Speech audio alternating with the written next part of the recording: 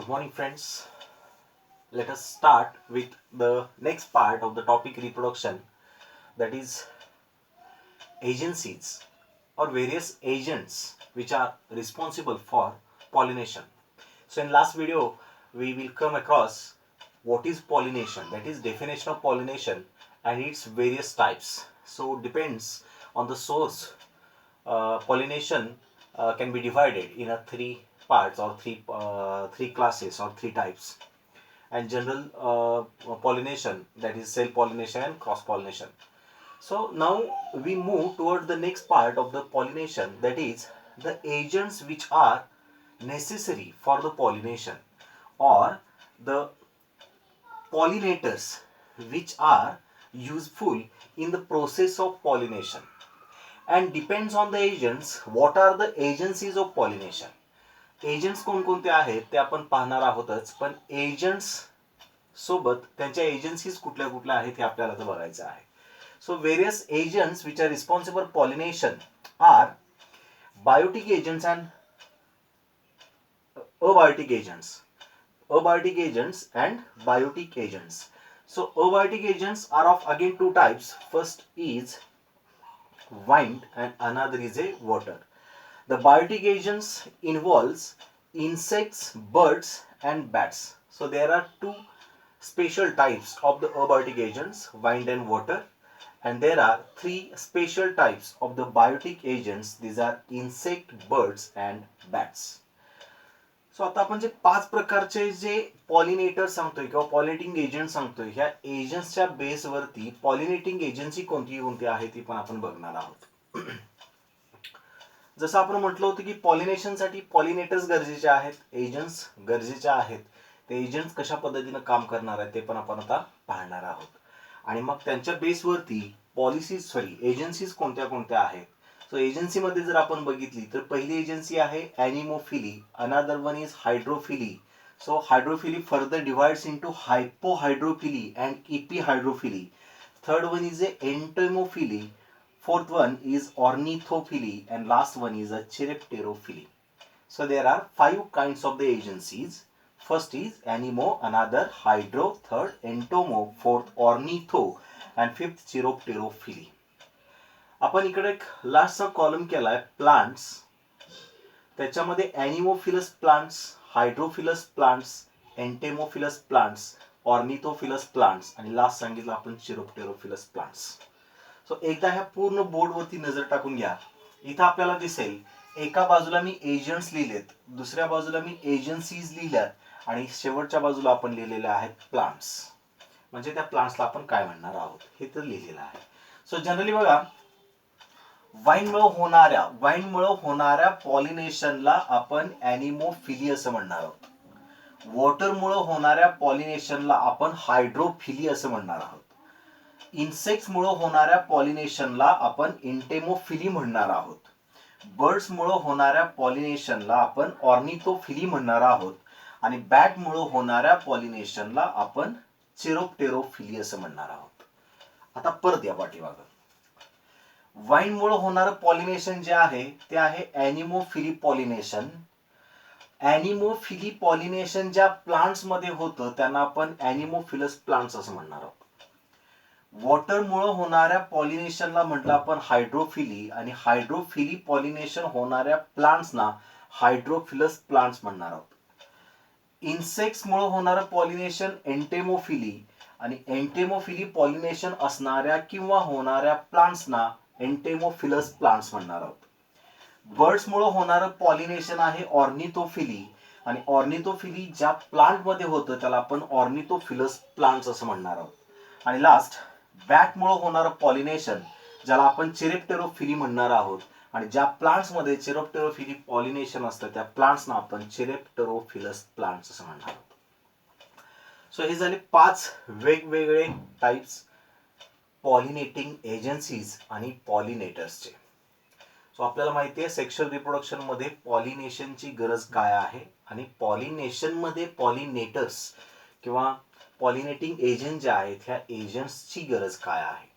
So आता ह्या point मध्ये आपल्याला बघायचं आहे काय तर हे जे वेगवेगळे टाइप्स आपण सांगितले पॉलिनेटिंग एजन्सीचे, ह्या एजन्सीज मध्ये जे प्लांट्स येतात त्या प्लांट्स वरती येणारी फ्लॉवर्स जे आहेत ह्या फ्लॉवर्सचे ॲडॉप्टेशन्स महत्वाचे आहेत.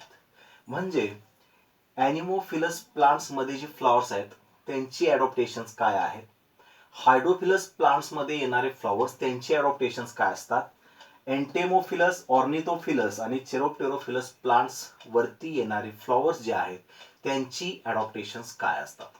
आता थोडक्यात ॲडॉप्टेशन्स म्हणजे काय बघा, किंवा ॲडॉप्टेशन्स कशाला म्हणायचं, की जे फ्लॉवर आहे ह्या फ्लॉवर मध्ये आता फॉर एक्झाम्पल ॲनिमोफिलस प्लांट्सला येणारी फ्लॉवर्स कशी असली पाहिजेत की जेणेकरून वाईनमुळे त्याच्यामध्ये पॉलिनेशन होईल. ह्या गोष्टीवरती विचार करूयात.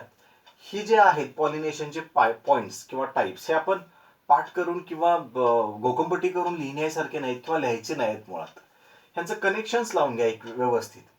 आता बघा आपल्याला हे माहिती आहे की पॉलिनेशन म्हणजे अँथर जो आहे तो अँथर स्टिग्मावरती जाऊन डिपॉझिट होणार आहे. आता ह्या मुख्य गोष्टीकडे या की पोलन ग्रेन म्हणायचं तुम्हाला, अँथर मधून पोलन ग्रेन बाहेर पडला आणि तो स्टिग्मावरती जाऊन डिपॉझिट होणार आहे. सो तो पोलन ग्रेन जो आहे तो स्टिग्मावरती घेऊन जाणारा जो मीडिएटर आहे तो आहे वाईन. वाईन म्हणजे वारा आपण ज्याला म्हणणार आहोत. मग वाऱ्याबरोबर वाहत जाणाऱ्या पोलन ग्रेन्सची वेट कसं असलं पाहिजे, जास्त असायला हवं, कमी असायला हवं. लक्षात घ्या वॉटर आहे. आता वॉटरमध्ये सेम तसंच, वॉटरमध्ये जे पॉलिनेशन होतंय ह्या पॉलिनेशन मध्ये पोलन ग्रेन जो आहे तो पोलन ग्रेन पाण्यामध्ये बुडला पाहिजे का, की पाण्याच्या वरती फ्लोट झाला पाहिजे, किंवा पाण्यामध्ये जर तो असेल तर त्याच्या बाहेरच्या बाजूला आउटर लेअरवरती सराउंडवरती म्युसिलेज असायला पाहिजे, कारण तो डायरेक्टली पाण्याच्या कॉन्टॅक्टमध्ये असला नसला पाहिजे. जर तसा असेल तर अँथर पोलन ग्रेन जो आहे तो पोलन ग्रेन लगेच ब्रेक होऊ शकतो, किंवा डिहायसन होऊ शकतो, किंवा कुजूही शकतो. दुसरी महत्वाची गोष्ट की ते फ्लावर्स कसे असले पाहिजेत. आता एक महत्वाची गोष्ट लक्षात घ्या की हे अबायोटिक एजंट आहेत म्हणजे नॉन लिव्हिंग आहे.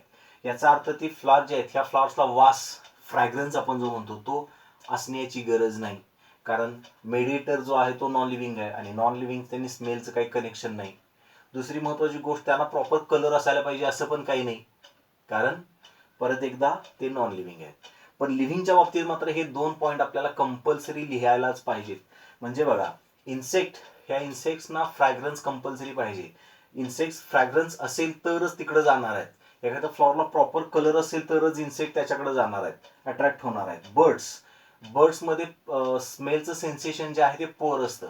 म्हणजे बर्ड्स जे आहेत त्यांच्यामध्ये ऑल्फॅक्टिव्ह लोब हा रिड्यूस झालेला असतो, ज्यामुळे त्यांना इझिली स्मेल सेन्स होत नाही, वास त्यांना येत नाही. त्याच्यामुळं बर्ड्स ज्या फ्लॉवर्समध्ये पॉलिनेशन करतं त्या फ्लॉवर्सला फ्रॅग्रन्स असायलाच पाहिजे असं काही नाही, पण कलर असायला पाहिजे, कारण तिथं कलर असेल तर बर्ड्स तिथं पुन्हा एकदा अट्रॅक्ट होतील. आणि सगळ्यात महत्वाची गोष्ट लक्षात घ्या, बॅट जे आहे हे बॅट म्हणजे जे फ्लाइंग फॉक्स आपण ज्याला म्हणतो रात्री फिरतं, याचा अर्थ ती फ्लॉवर जे आहेत ही फ्लॉवर्स रात्रीची फुलणारी असली पाहिजेत. लक्षात येतं का बघा, हे लिहिताना हे समजून घेताना त्यातले स्पेशल फीचर्स लक्षात घ्या. वाऱ्यामुळे होणारं पॉलिनेशन, पाण्यामुळे होणारं पॉलिनेशन, इन्सेक्ट्स करतात, बर्ड्स करतात, बॅट करतात, ही जी पॉलिनेशन्स आहेत ही पॉलिनेशन्स मध्ये त्या फ्लॉवर्सची फीचर्स काय असायला पाहिजे, that is nothing but the ॲडॉप्टेशन. So आपण एक एक एक एक बघत जाऊ त्यामध्ये. सो पहिला सांगितलं आपण wine. when the pollination takes place with the help of wind, the pollinating agency is known as anemophily and plants are known as anemophilous plants. So यांच्यामध्ये आपण असं सांगतो की यांच्यामध्ये स्टिग्मा जो आहे हा स्टिग्मा भरपूर प्रमाणामध्ये तयार झाला पाहिजे. सो पोलन ग्रेन जे आहेत हे भरपूर प्रमाणामध्ये तयार झाले पाहिजे. So production of the pollen grains takes place in the large quantity because the pollen grains gets easily traveled with the help of wind, and during that there is a chance of the loss of the pollen grains. So pollen grains त्याच्यामध्ये loss होऊ शकतात. मग pollen grain जर भरपूर असतील तर pollination होण्याचे chances जास्त असतात. दुसरी महत्वाची गोष्ट, स्टिग्मा शुड बी फिदरी. स्टिग्मा जो आहे तो फिदरी असायला पाहिजे, म्हणजे ज्याच्यामुळे होईल काय की पोलन ग्रेन तिथपर्यंत गेला की तो पटकन स्टिग्मामध्ये ट्रॅप होईल, अडकून बसेल आणि पॉलिनेशनला फायदा होईल. सो इथं फ्लॉवर जे त्या फ्लॉवरमध्ये कलरफुल खूप ब्राईट असायला पाहिजे असं काही नाही. त्याच्यानंतर वॉटर. आता वॉटर जे आहे त्या वॉटरमध्ये फ्लावर्स कसे असायला पाहिजेत. So water should flower should be dull in colour. त्यांचा कलर डल असेल तरी चालेल, त्याला फ्रॅग्रन्स नसेल तरी चालेल, नेक्टर नसेल तरी चालेल, आपण मगाशी म्हटलं त्या पद्धतीनं. आता वॉटर जे आहे ह्या वॉटरमध्ये होणारं पॉलिनेशन दोन प्रकारचं आपण सांगतोय हायड्रोफिलीमध्ये, hypohydrophily and epihydrophily. So hypohydrophily, hypo means below and epi means above. So the water surface जे आहे त्या वॉटर सरफेसच्या वरती जर पॉलिनेशन होत असेल तर त्याला आपण इपी हायड्रोफिली म्हणणार आहोत. अँड वॉटर सरफेसच्या खाली जर पॉलिनेशन होत असेल तर त्याला आपण हायपोहायड्रोफिली म्हणणार आहोत. मग इथे एक गोष्ट लक्षात घ्या,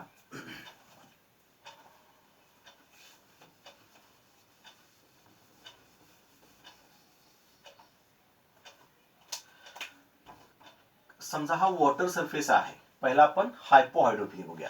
वॉटर सरफेस आहे. सो इथं जी प्लांट्स आहेत ह्या प्लांट्स मध्ये हे सगळं वॉटर आहे. इथं जी प्लांट्स आहेत ह्या प्लांट्स मध्ये येणारे फ्लॉवर्स जे आहेत हे फ्लॉवर्स असे असतील हायपोहायड्रोफिली मध्ये. आता समजा हे फिमेल प्लांट आहे किंवा फिमेल फ्लॉवर आहे, हे इकडं वरती मेल फ्लॉवर आहे. समजा हा मेल फ्लॉवर आहे, हा फिमेल फ्लॉवर आहे. सो इथं असेल स्टिग्मा आणि इथं असतील अँथर. सो इथं काय होतं की मेल फ्लॉवर मधला अँथर बस्ट होऊन पोलन ग्रेन जो आहे तो पोलन ग्रेन खाली येतो आणि स्टिग्मावरती डिपॉझिट होतो. पण इथे एक गोष्ट महत्वाची आहे, काय तर हा जो पोलन ग्रेन आहे हा पोलन ग्रेन ह्याची स्पेसिफिक ग्रॅव्हिटी किंवा आपण डेन्सिटी म्हणूया आणि वॉटरची स्पेसिफिक ग्रॅव्हिटी किंवा डेन्सिटी आपण म्हणू, या दोघांच्या मध्ये फरक असला पाहिजे. सो इथं वॉटरची स्पेसिफिक ग्रॅव्हिटी कमी असायला पाहिजे आणि पोलन ग्रेनची स्पेसिफिक ग्रॅव्हिटी जास्त असायला पाहिजे, ज्याच्यामुळे पोलन ग्रेन इझिली काय होईल, सिंक डाऊन होईल, तो खाली येईल पाण्यामध्ये, पाण्यावरती तरंगत राहणार नाही आणि मग तो इझिली काय होईल, स्टिग्मावरती डिपॉझिट होईल आणि पॉलिनेशन होईल. So pollination occurs just below the surface of water. Water सरफेसच्या बिलो खाली झाल्यामुळं त्याला आपण हायपोहायड्रोफिली असं म्हणणार आहोत. आणि ह्याच्या कंपॅरिझन मध्ये दुसरा जो आहे इपी हायड्रोफिलस, ह्याच्यामध्ये काय होतं बघा, समजा हे मेल फ्लॉवर आहे, हे मेल फ्लॉवर आहे आणि हे फिमेल फ्लॉवर आहे. समजा हे फिमेल फ्लॉवर इथं आहे.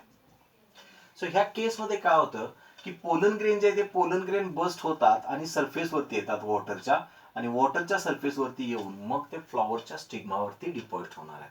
पण इथं सुद्धा स्पेसिफिक ग्रॅव्हिटी महत्वाची आहे. इथं वॉटरची स्पेसिफिक ग्रॅव्हिटी आणि हा पोलन ग्रेन जो आहे ह्याची स्पेसिफिक ग्रॅव्हिटी ही बऱ्यापैकी इक्वल असायला पाहिजे, सेम असायला पाहिजे, ज्याच्यामुळं हा जो पोलन ग्रेन आहे हा वॉटर सरफेसवरती फ्लोट होईल, खाली येणार नाही, फ्लोट होईल आणि इझिली पॉलिनेशन होईल. सो या दोन प्रकारच्या पॉलिनेशनला आपण हायपोहायड्रोफिली आणि इपी हायड्रोफिली असं म्हणणार आहोत. सो हा झाला हायड्रोफिलीचा पार्ट. ह्याच्यामध्ये एक गोष्ट परत एकदा महत्वाची की हे पोलन ग्रेन्स, स्टिग्मा, त्याच्यानंतर फ्लॉवर्स हे अनवेटेबल असतात because mucilage gets present surrounding on the all parts of the plant body. Plant बॉडीच्या सगळ्या पार्ट्सच्या भोवती म्युसिलेज प्रेझेंट असतं, ज्याच्यामुळं हे जे पार्ट आहेत हे पार्ट अनवेटेबल असतात. सो हा झाला हायड्रोफिलीचा पार्ट. आता ह्याच्यानंतर पुढचा जो पार्ट येतो तो येतो बायोटिक एजंट्स. त्याच्यामध्ये पहिला सांगितलं आपण insects. So when the pollination takes place with the help of insects, the pollinating agency is known as entomophily and plants are known as entomophilous plants. So आता ह्यांच्यामधले अडॉप्टेशन कसे असायला पाहिजे. सो पहिल्यांदा आपण सांगितलं इन्सेक्टमुळे होतं, याचा अर्थ इन्सेक्ट अट्रॅक्ट होण्यासाठी ते जे फ्लॉवर आहे हे फ्लॉवर शोन झालं पाहिजे, इझिली दिसलं पाहिजे इन्सेक्टला. दुसरी महत्वाची गोष्ट की त्याच्यामध्ये कलर जे आहेत हे ब्राईट असायला पाहिजेत, कलर असे कॅची असले पाहिजेत. आणि तिसरं महत्वाचं म्हणजे त्याला फ्रॅग्रन्स असला पाहिजे. सो आता फ्रॅग्रन्स आहे, कलर आहे, इझिली फ्लॉवर शोन होतात. दुसरी महत्वाची गोष्ट की ह्याच्यामध्ये नेक्टरच्या ग्लँड्स असल्या पाहिजेत, ज्याच्यामुळे इन्सेक्ट तिथपर्यंत येईल. ज्यावेळेला तिथं येईल तो त्यावेळेला पोलन ग्रेन जे आहे ते पोलन ग्रेन एका फ्लॉवरवरून स्टिग्माच्या दुसऱ्या फ्लॉवरच्या स्टिग्मावरती इझिली काय होतील, डिपॉझिट होतील किंवा ट्रान्सफर होतील. त्याला आपण म्हणणार आहोत entomophilous type of pollination. Then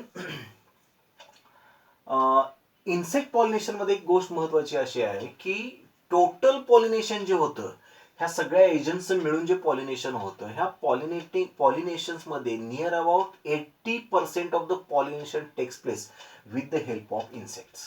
आणि त्यातल्या त्यात हनी बीज जे असतात, मधमाशा, ह्या मधमाशांच्या मुळे पॉलिनेशन जास्तीत जास्त केलं जातं. देन नेक्स्ट सांगितलं आपण birds. So pollination is known as ornithophyly and plants are known as ornithophilous plants. So ठराविक प्रकारचे याच्यामध्ये मात्र बर्ड्स आहेत. For example sunbird and humming bird. So these are basically two types of the birds which having small in size but the beak is long and sharp. हे जे पक्षी असतात किंवा हे जे बर्ड्स आहेत ह्यांची साईज लहान असते पण त्यांची बीक जी आहे ज्याला आपण चोच म्हणतो ती अशी पॉइंटेड असते आणि थोडीशी लांब असते ज्याच्यामुळे त्यांना इझिली नेक्टर सक करता येईल. मग यांच्यामध्ये फ्लावर्स कशी असली पाहिजे. So flowers should be large. Flowers जे आहेत ही फ्लावर्स लार्ज असली पाहिजेत, मोठी असली पाहिजेत. Then flowers should have bright in colour. त्यांचा कलर चांगला पाहिजे. And these are abundant with the nectar glands. त्याच्यामध्ये नेक्टर भरपूर असला पाहिजे. आता इथं मगाशी सांगितल्या पद्धतीने ह्यांच्यामध्ये फ्रॅग्रन्स असायलाच पाहिजे असं काही नाही, कारण बर्ड्समध्ये ऑल्फॅक्टरी लोब जो आहे ब्रेन मधला तो रिड्यूस झालेला असतो ज्याच्यामुळे त्यांना स्मेल सेन्स जो आहे तो कमी असतो. सो हा झाला बर्ड्स. आणि लास्ट सांगितलं आपण bat. So the pollination occurs or done by the help of bat. The pollination is known as, or pollinating agency is known as Chiropterophily and plants are known as Chiropterophilous plants. So इथं मगाशी सांगितल्या पद्धतीनं plant जे आहे त्या प्लांट्सला येणारे flowers रात्रीचे उमलले पाहिजेत. आता इथं महत्वाची गोष्ट की flower should be sprout and large. Flower जे आहेत ही मोठी असली पाहिजेत, कारण बॅट जे आहे ते बॅट त्याच्यावरती डिपॉइट होणार आहे, बसणार आहे त्याच्यावरती, आणि मग त्या बॅटचं वजन जे आहे वेट जे आहे ते त्याला पेलता आलं पाहिजे. ते फ्लावर तितकं मोठं असलं पाहिजे. त्याच्यामध्ये ओडर जो आहे तो ओडर जो असतो तो ओडर भरपूर असतो, नेक्टर भरपूर असतो, पण कलर जो आहे तो कलर नसेल तरी चालेल. साधारणपणे येलो पफी किंवा व्हाईटिश इन कलर अशा प्रकारची फ्लावर्स असतात बॅटमध्ये होणारं पॉलिनेशन. बॅटनं घडणारं पॉलिनेशन किंवा चिरोप्टेरोफिलस प्लांटमध्ये होणारं पॉलिनेशन. सो लक्षात राहू द्या, ह्या सगळ्या होत्या पॉलिनेटिंग एजन्सीज आणि त्यांचे रिस्पेक्टिव्ह पॉलिनेटर्स. सो इथं आपला पॉलिनेशनचा पार्ट कंप्लीट होतो. थँक्यू.